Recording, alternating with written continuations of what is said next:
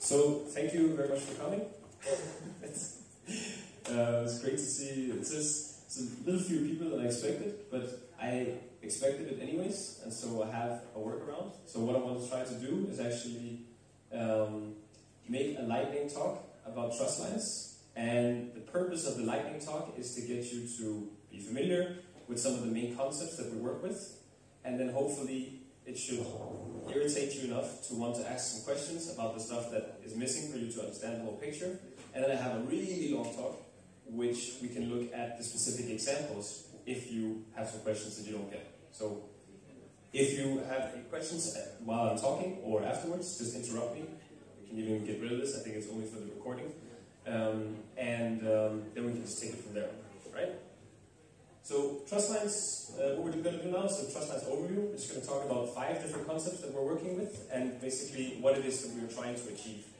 And so we start by showing an annoying disclaimer, which is just basically when I say payment or whatever, I don't mean an actual payment with fiat money. I mean we use these terms the same way that when MakerDAO or another crypto project says something, they mean it within the respect of their crypto company and not specifically within a fiat payment they use with a credit card. Now you can't touch me. Basically, Trustlines, what exactly is it? But the Trustlines Network, it's got these different people here. You can't actually see this, but there's here it says Trustlines app as well. For some reason it's missing on the slides. So I work for these guys, I work for Brainbot. Brainbot is also a company that's working on Raiden.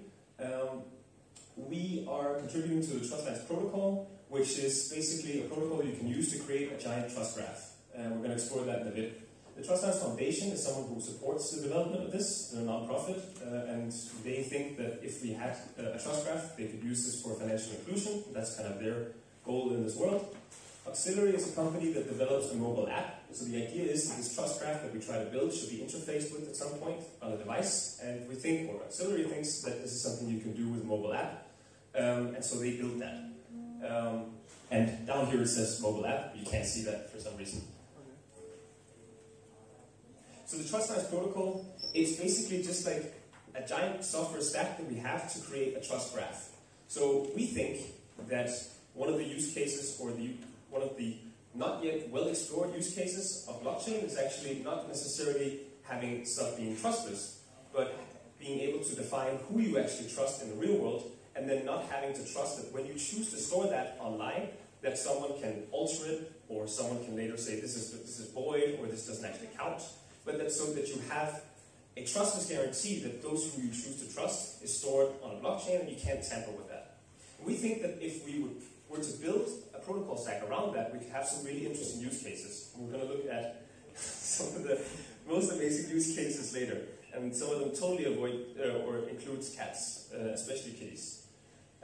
So basically, at the heart of this protocol, we have this Trustlines blockchain. The Trustlines blockchain is a minimal proof-of-stake blockchain. It's a sidechain to Ethereum. So what by sidechain to Ethereum means that it relies on the security and the generalization and the big bloatedness that is Ethereum to secure itself. So you stake ETH on the Ethereum main chain. And this is very good for us because it's a non-launch, but when it launched, will probably be a very small blockchain. But because it's secured by ETH, we have an asset which is relatively tested and people have worked with for a long time. And so we start our blockchain from there. We base it on the Aura protocol, which is actually a proof of authority blockchain, but we allow for anonymous validators and have multiple validators. So validators, they do a round robin, take turns at proposing a new block. When they propose a block, they're rewarded with Trustlines coin for that service. They have to run a node. That node costs some server time. It has to be permanent uptime to do. And they should also participate in governance so that we can do forks and basically keep the blockchain running. So we basically look at our blockchain the reverse way, you could say in some ways, that Ethereum looks at their blockchain, where Ethereum is like a generalized world computer, you can do multiple different business cases on it, right? We think that there's only one use case for the Trustlines blockchain. That is to make a trust graph, and everything that we work and propose around forks is around making that use case work. So the Trustlines blockchain is one that you will most likely have to fork on many times, but because the use case is relatively narrow, we think that this is relatively easy to coordinate around a community if they think that what we are working on is a good idea. So that the validators summarized, they are the ones who propose blocks, they help the blockchain run, and they get rewarded with Trustlines coins for that. Now, the business logic that we can do on the Trustlines blockchain is that we can have this trust graph, we can have many use cases for this, we can do something called People Powered Money, which is a credit-based cryptocurrency that we'll talk about at the end. Or we can also do like an identity graph. If I want to see, okay, I know that someone is real, but I want to see that there are other people who said that person was real. I could explore this trust graph and find someone who was real on the identity graph, and then say, okay, this person is now real. So for me, that would be a use case that I think is worth running, and that would be worth it to have something like a trust graph for. The problem that we still haven't talked about is like now we have Trustlines coins, and people get rewarded with those, but we haven't really changed anything from regular Ethereum, right? You still have to buy the Trustlines coin on an exchange, and so it's not really something which is very accessible. And this is why we have another role called a delegate. So a delegate is someone who can use this trust graph, create a business case around it, and then receive IOUs, basically claim or proofs that they are owed some service on this trust graph, and then will pay transactions for new people who want to join Trustlines. So a delegate could, for example, say, I will pay for your transactions to join the Trustlines network, because when you use the trust graph to explore something, I will collect a fee for that, and that fee I will get at a later point in time, so it's worth it for me to pay for your Trustlines, for your transactions, because I will get, in exchange, some fee on this trust graph. So delegates, people who basically build business models around the Trustlines blockchain, validators, people who help run it. There was these guys. Okay. The fourth thing that we should talk about is a Merkle drop. So Merkle drop is like a non-spammy airdrop. It's basically a huge database of, I think, close to 100,000 users who we think are real people that we found on Ethereum. We let them create Trustlines Network tokens on the Ethereum main chain, and then we hope that they will use a monodirectional bridge to create Trustlines coins. So this way, we try to incentivize the delegate and the validator to help us run the blockchain, because they know that if this gains traction, there are potentially thousands of people who can use the trust, who can create Trustlines coins when they want and start interacting on the Trustlines blockchain.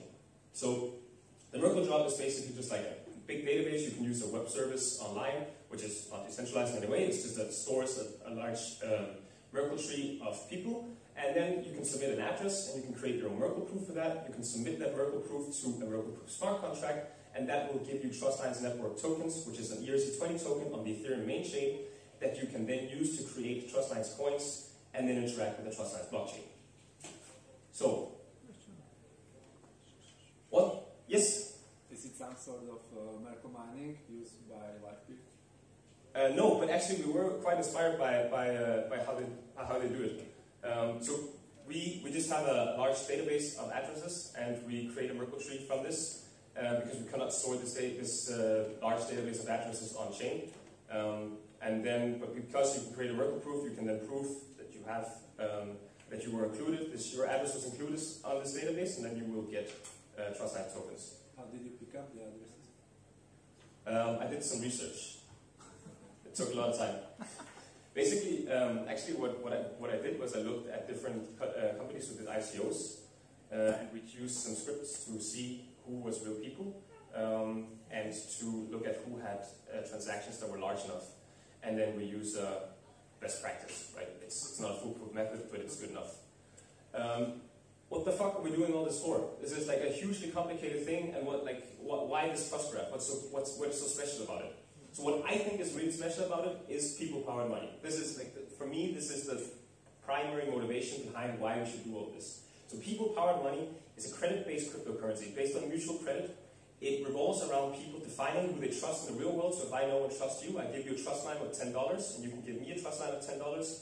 The amount and the denomination is just something that we write up. We just make it up. We say, just like when we go on an app, like a bill splitting app, like you now owe me $10.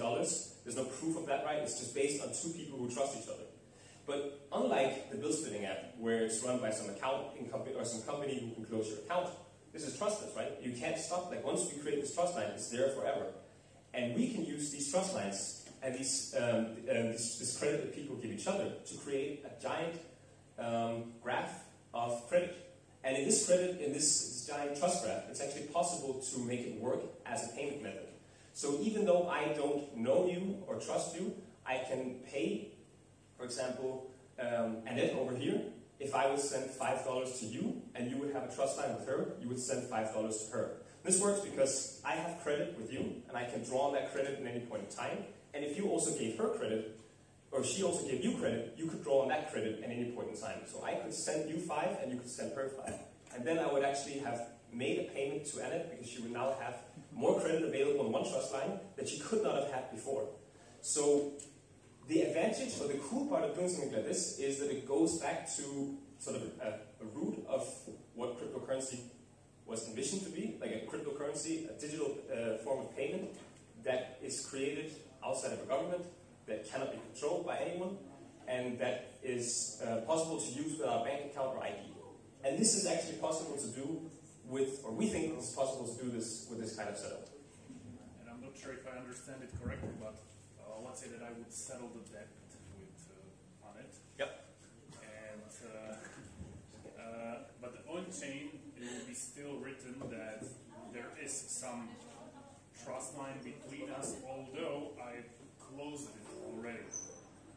And I did an update on the blockchain. So I understand it correctly. So you're asking basically, if you and her would have a real-world settlement where you would say now, or I would lose trust suddenly in the real world, but on the blockchain it would still be embedded as... Okay, so those to me are two different very good questions, Yeah. but there's a very important distinction. One is, if you do a real-world settlement, would you then also have to sign for it on-chain?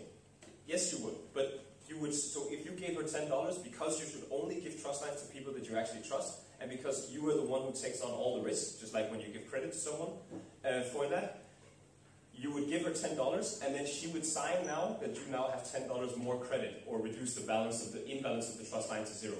So that was the first one. The second one was, what if you lose trust in someone? If you lose trust, because it's your credit, you can always change the value of the trust line, unless that they already spent that amount. So if you have a trust line of $10, and then Annette goes and does some crazy shit, and you say, I don't trust her anymore, you sign a new one that updates her the credit you've given her in that trust line to 0, and then she can't draw on it anymore. So it's permissionless for her to draw on that until you basically change the value. And the denomination of these things could be anything. So you don't have to stick with dollars. You could do it in anything that you want. You could do it in, just like with cryptocurrency. It could be beer, it could be political movement, it could even be Bitcoin or DAI or whatever. You could because it's credit and because it can be denominated in virtually anything. There's no real limit to what kind of crypto or what kind of currency you create. So you can have like a Bratislava beer currency network where every beer is worth the same, but it just means that if you basically you do these apps where you have I don't know if you have these taps where you tap or you cheer on someone on the app when you're drinking. So you could do the same thing. You could say now you owe someone a beer, but you can't specify what kind of beer it is. You just know that when someone can make a payment to you with this beer, you have to buy them a beer wherever you are. So in this sense, it can both be like a non-serious but sort of funny way of transferring value. But at the same time, you can also use it actually if you are in a situation where you have hyperinflation. You can't fix the underlying problems of the economy there, but you can give people, say, a trust line of $10 and say, when we get dollars into the system, and I trust you, I will give you this dollar back, and then we can do some kind of value transfer.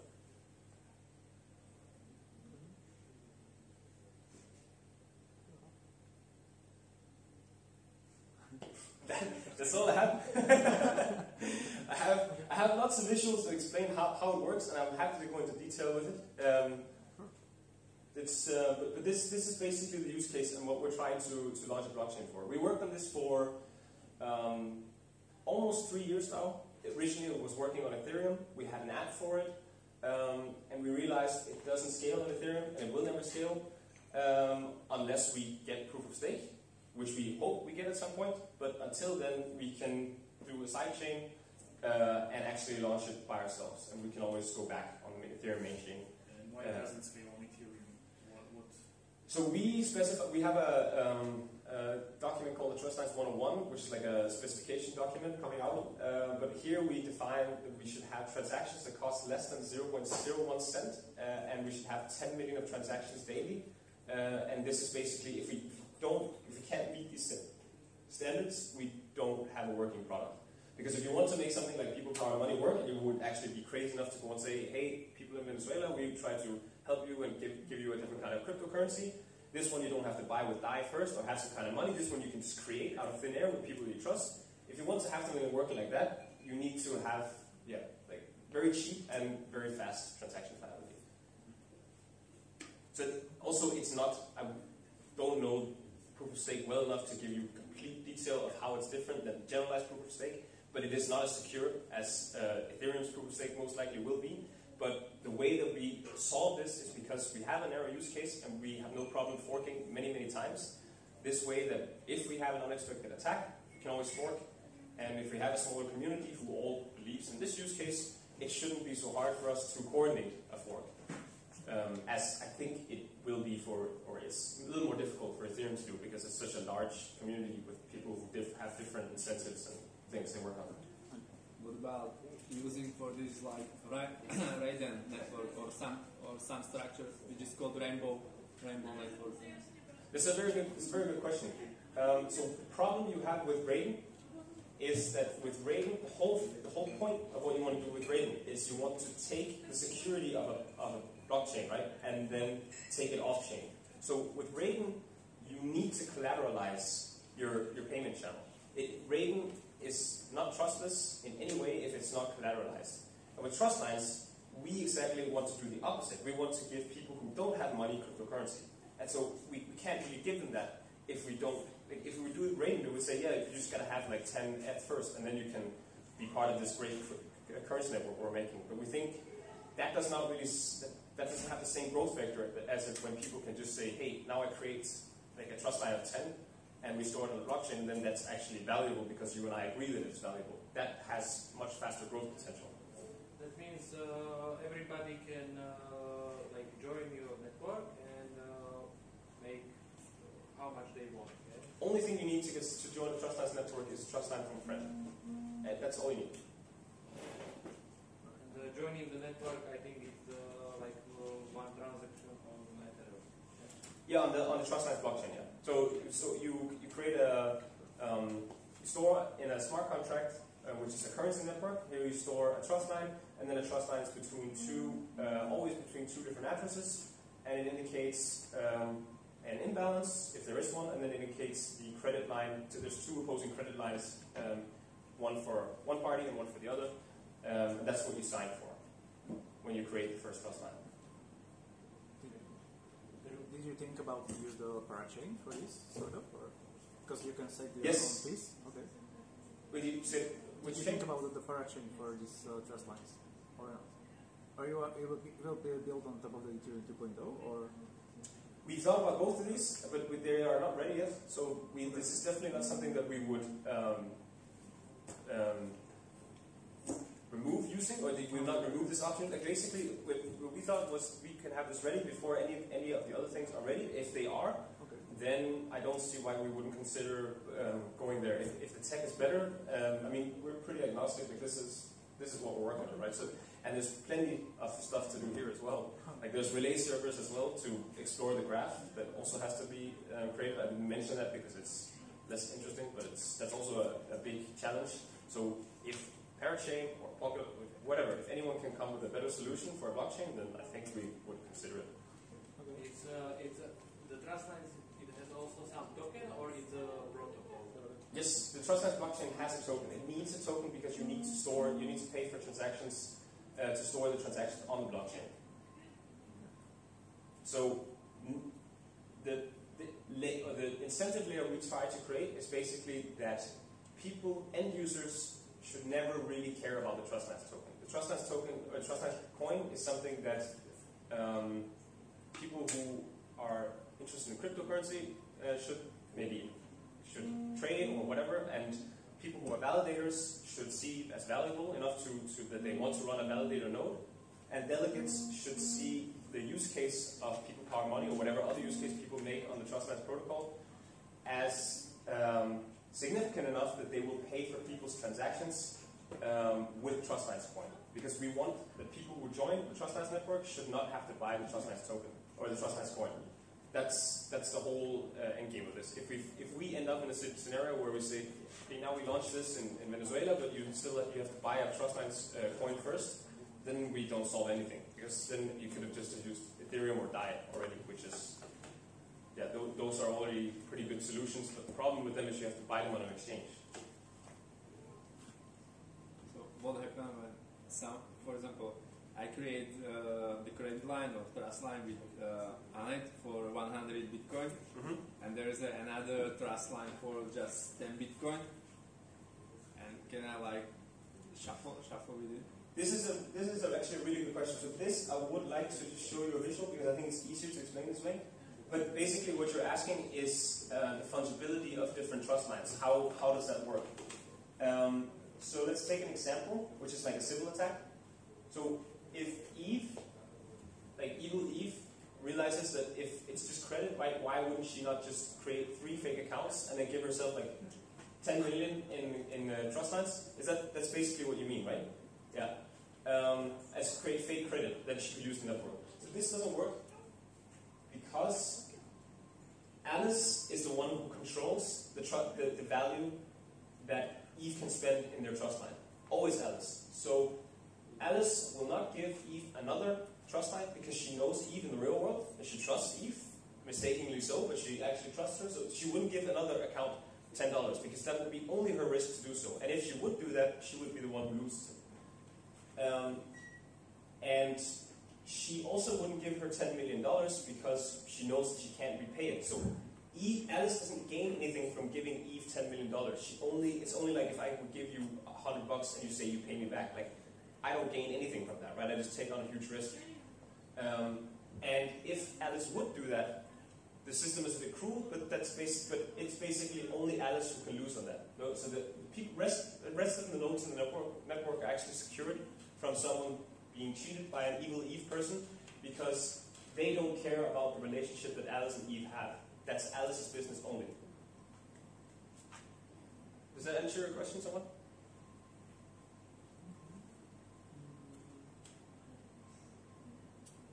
But can, for example, the left evil Eve get some like 10 credits from Alice and spend it elsewhere? No. Yes, like what Eve can do is Eve can pay this guy over here if there is a path with sufficient capacity. So Eve can send up to $10 to this guy.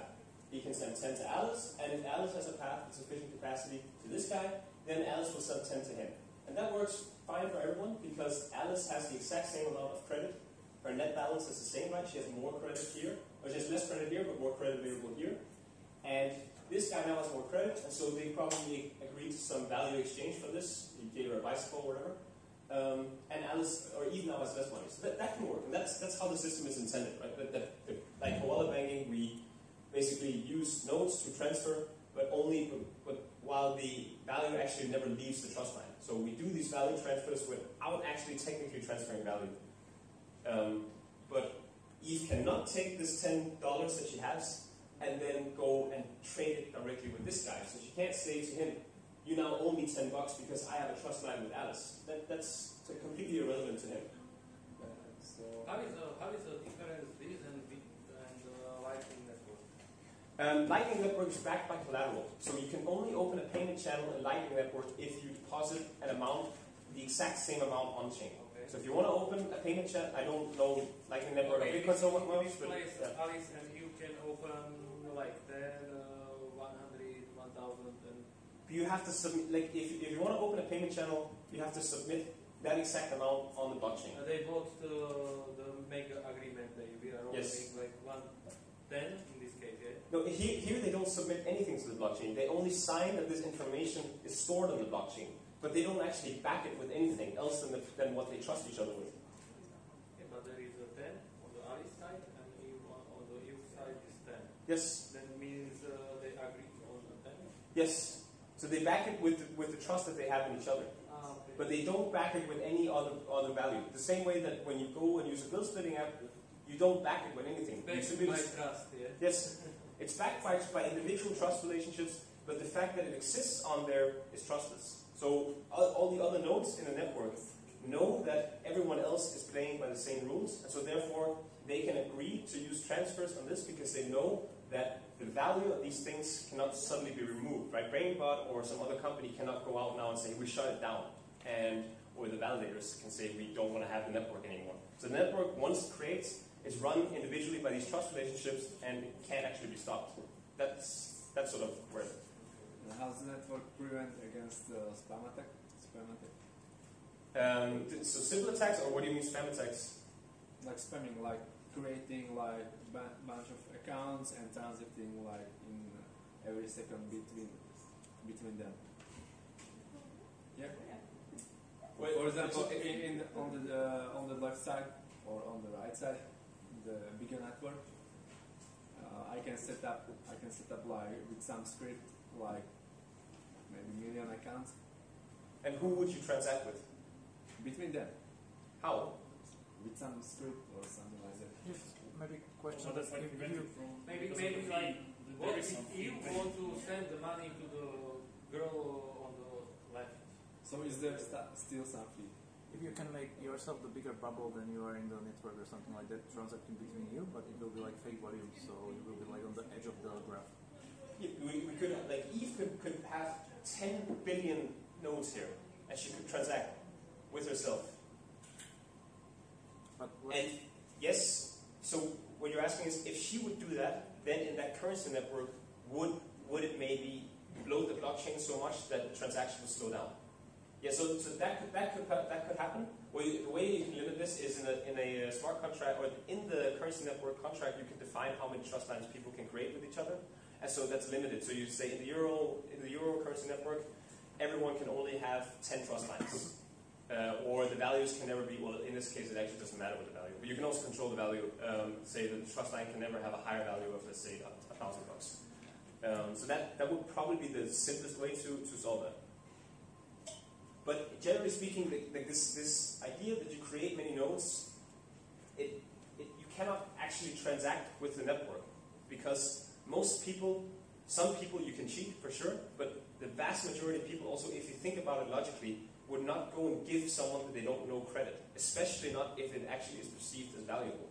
Just like if you would go and run a Ponzi scheme, there's a reason why you misspell and you purposely make Ponzi schemes look really dumb, because you want to filter out who you can cheat. Because the vast majority of people, you cannot cheat with a Ponzi scheme. Sometimes you can.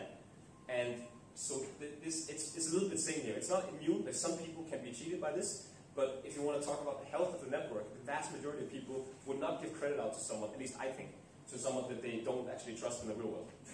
What about some bribe attack that you will like mutually get credit from someone else, and bribes like other peers as well? So something like that, which in end of the cost will the bribe will cheaper than getting the value, or like to buy the value.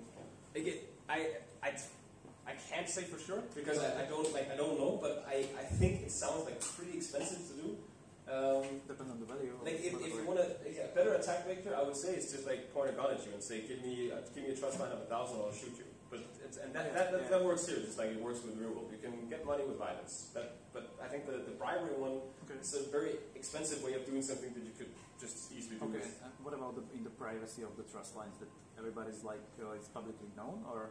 Yeah, so the identity of them is not actually known, but individually you could explore the identity of someone, right? You could go and say, okay, now I know Alice. Alice has trust lines, and you could say to Alice, tell me who your trust lines are, or I'll hurt you, or I'll put you in jail, and then Alice would reveal.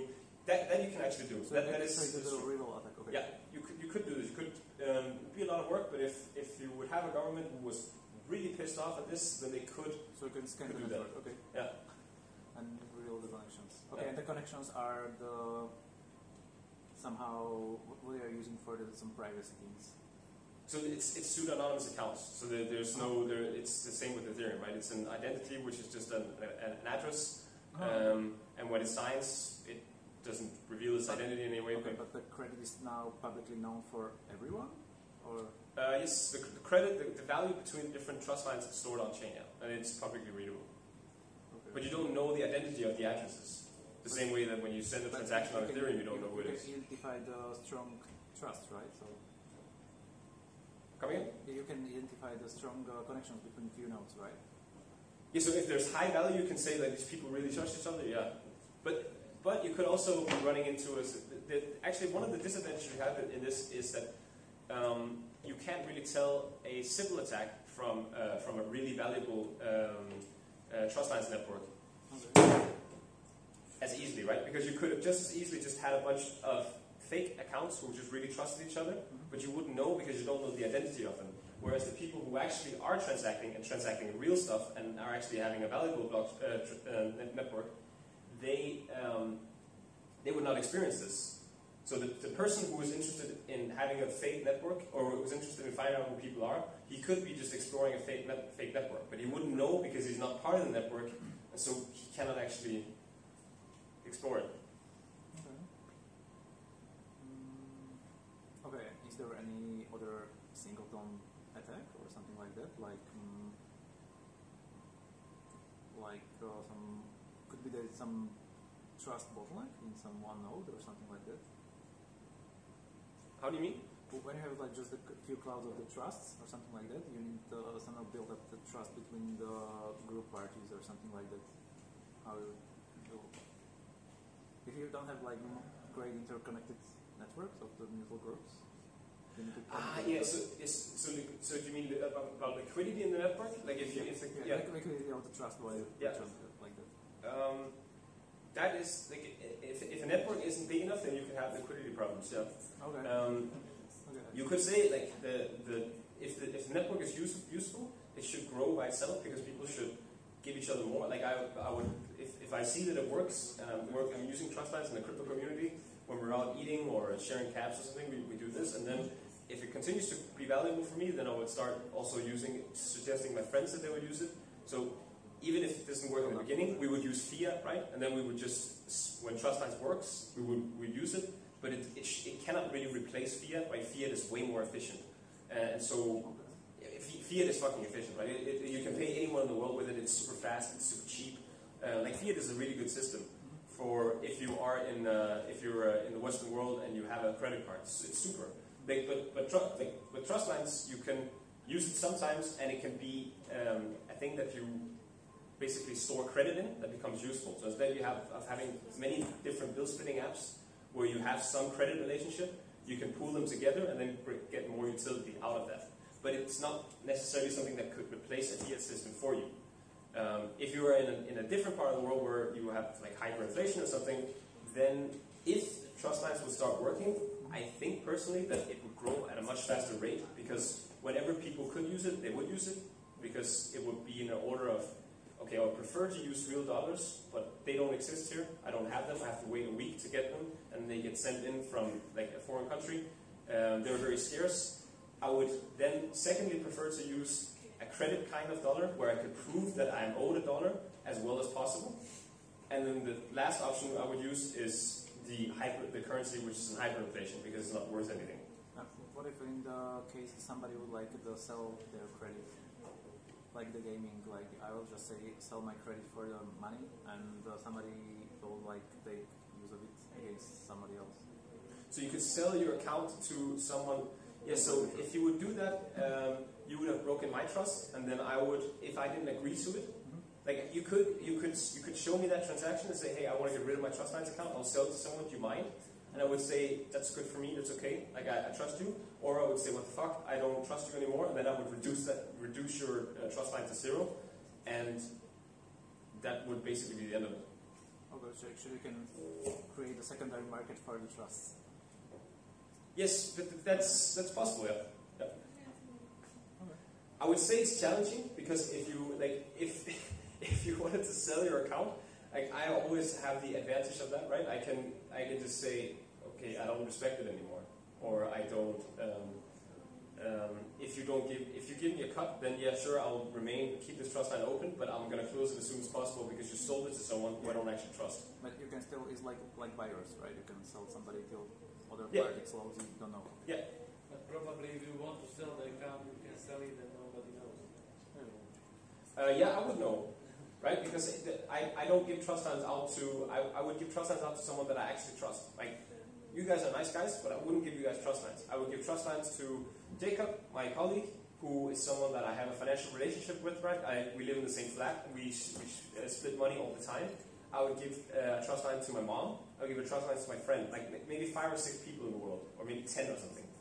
But I wouldn't give a trust line to someone just because we went out to a bar and then they owed me a beer once. Like, but if we would see each other at multiple conferences and we would have a financial relationship that was recurring, then maybe I would give you a trust line. So trust lines are valuable things that you should give to someone that you really trust, because you basically are assuming all the risk in that trust line when you create it. You are giving some like points, like from 0 to 100. Like I give you 50 points. Yeah, I give you permission to draw on a credit that I gave you at any point in time, right? And so that's something that I would not want to give to someone unless I actually trusted that they were worthy of that credit.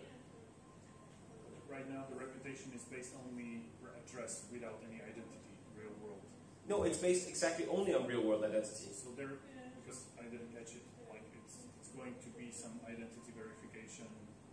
It's good old fashioned regular face-to-face identity verification, or online. Like it's a person that I know. He doesn't have to be in the same room, but it's someone who I really met, right? It's your old high school friend. He can be living in another country, but you could, like, it's someone that you really personally know. So we don't have some kind of service or some advanced thing to identify him. You know him, and you choose to give him a credit line because he's your friend and you know him. Okay, maybe that will be just a stupid question because I didn't get it, but still, I want to ask. Yeah, like, sure. what if I would collude with Kubo that we will open a credit line for $1 million, and then, like, I would say that Kubo is owing me $1 million, and then we would use that token or credit line to pay for something else, and we would both benefit from the third. Okay. I can definitely repeat it, but Yeah, I'm sorry. It's totally fine. So, but what you create in trust line isn't fungible.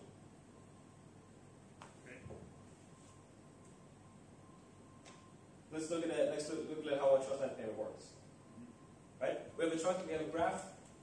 Alice wants to pay, let's go one back. Alice wants to pay Charlie.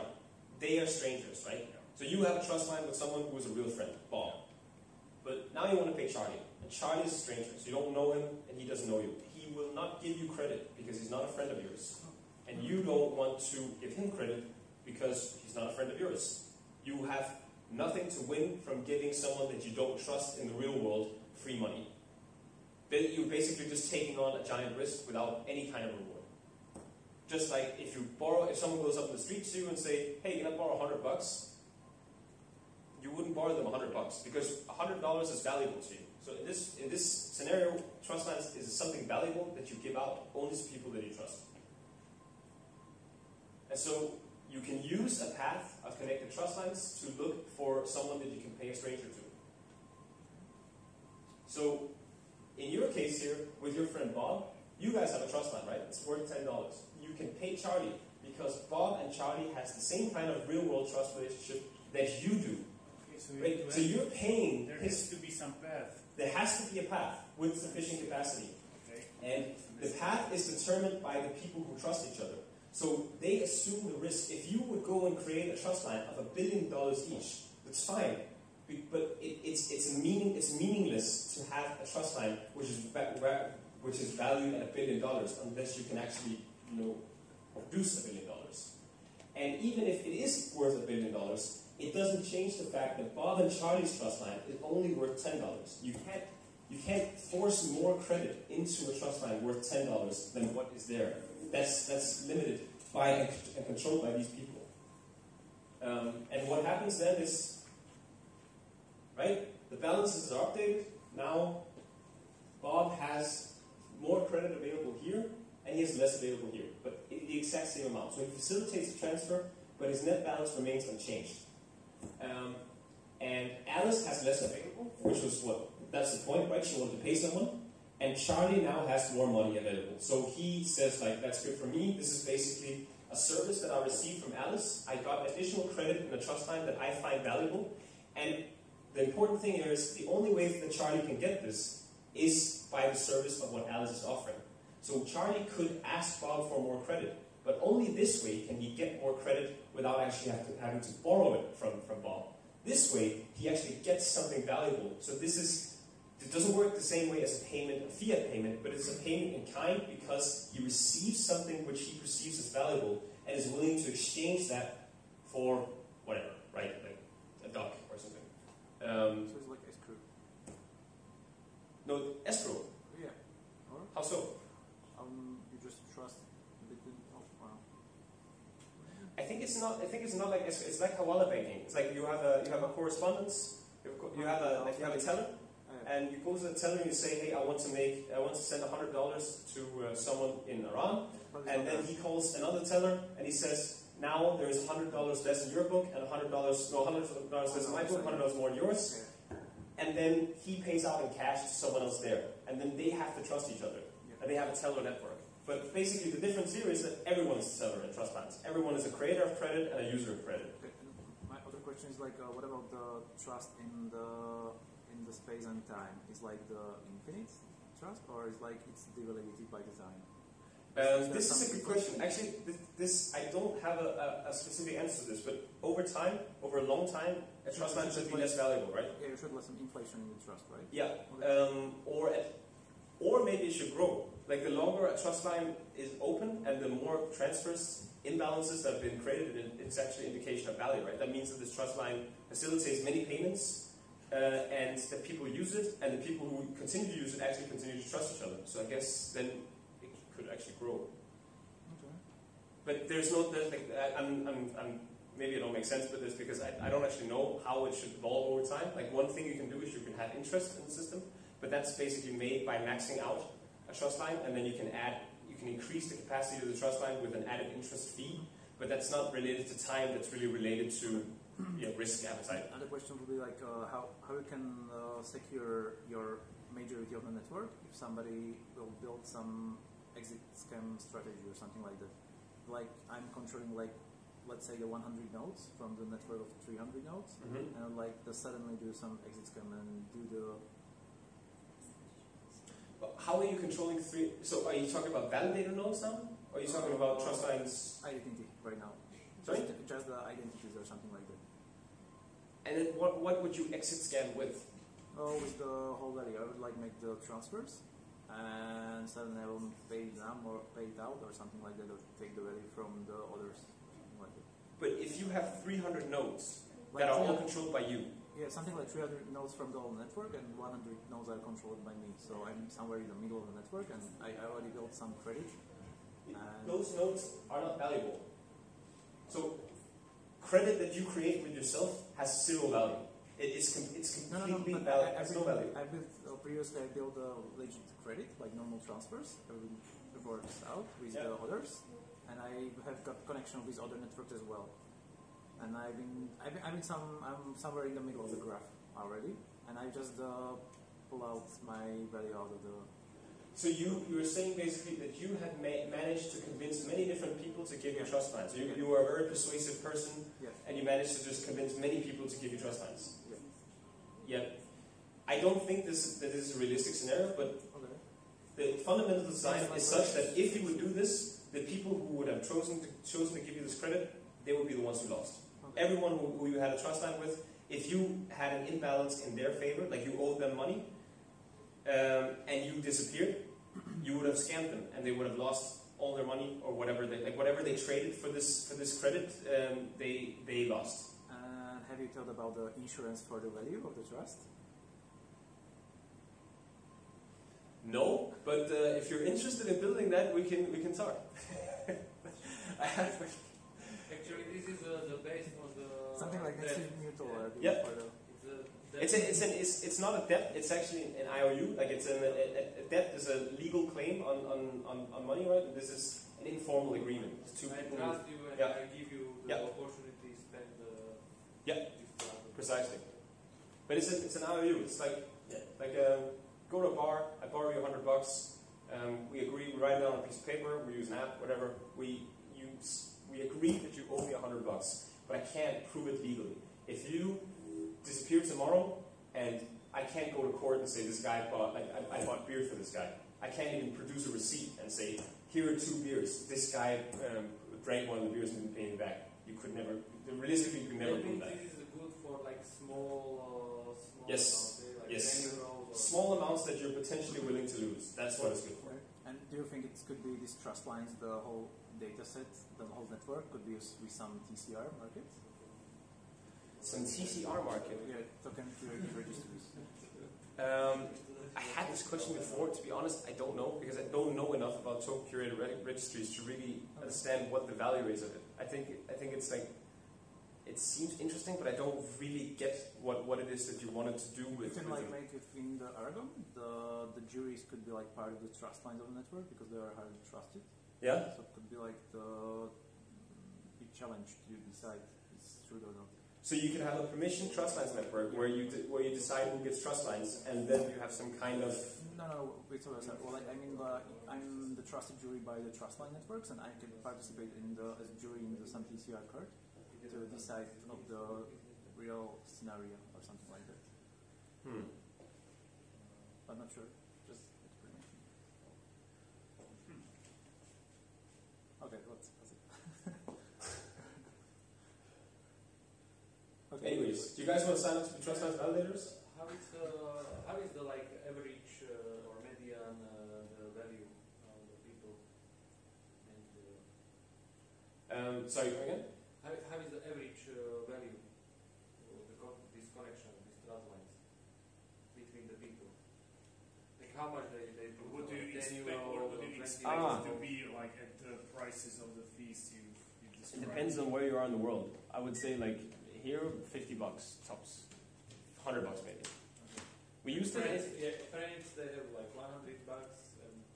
We used it in the company actually. In the initial test phase, we used it to see how it works, and we used to pay for pizza with it.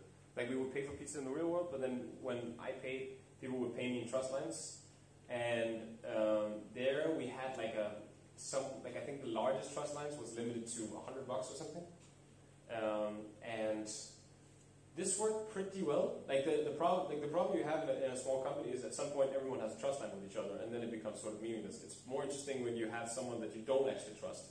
So if you would have new people coming into the company, then it would have been a bit cooler because that person wouldn't have a trust line with everyone. But in that time, the company was so small that very quickly we had we always had liquidity because everyone had a trust line with each other.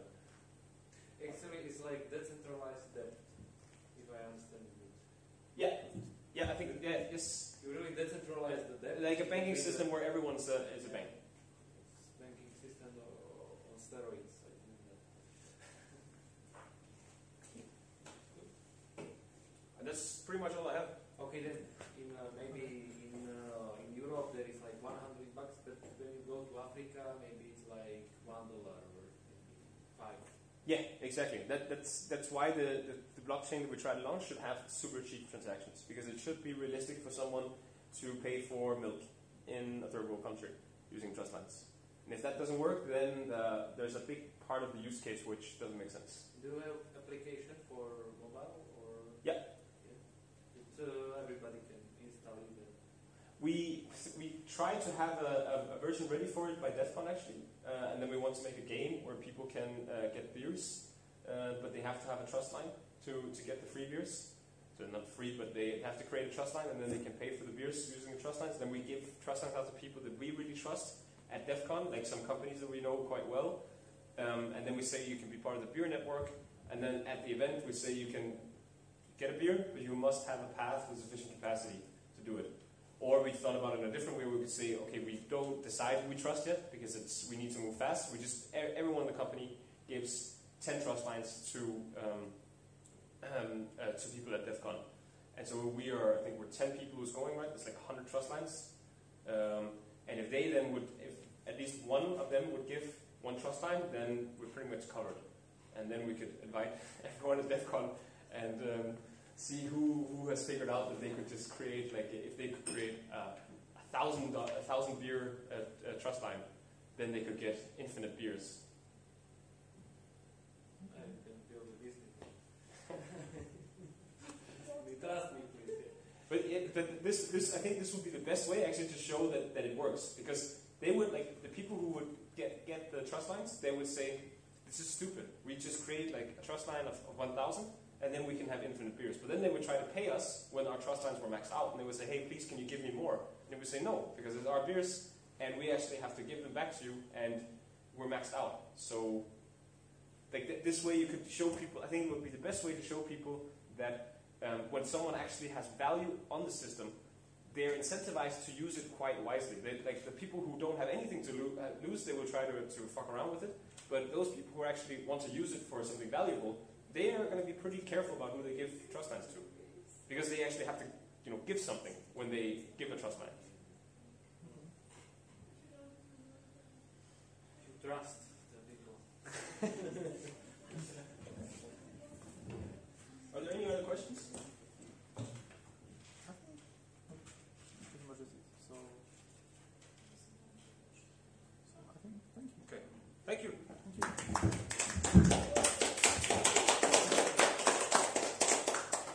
Thanks for all the really good questions. I really actually enjoyed